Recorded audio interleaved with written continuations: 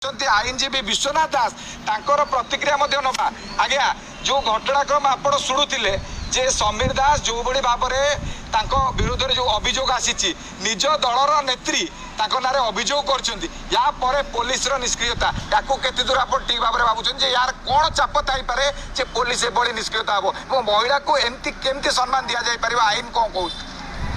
देखु आईन अनुजाई सी प्रथम जो 9 अक्टोबर में रैली करुले रैली समय जो क्रिमिनाल फोर्स एगेस्ट रे यूज कराई जहाँ फल से गोप थाना रे लिखित एतला एवं जहाँ यदि आईन को देखा ताले आईपीसी धारा 354 धर्तव्य अपराध एवं नॉन बेलेबल ऑफेंस जोटार कि बेल दबा पुलिस अधिकार नहीं कोर्टर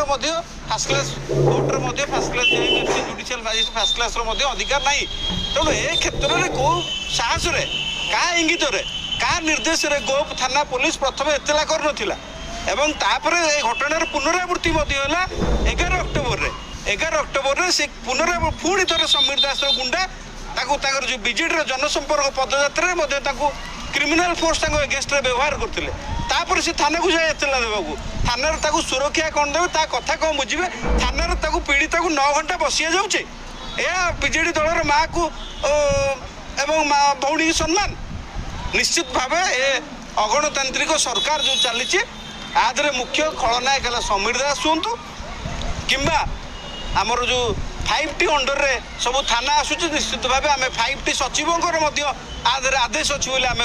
निश्चित भाव मुख्य खलनायक होती समीर दास। प्रियदर्शन आप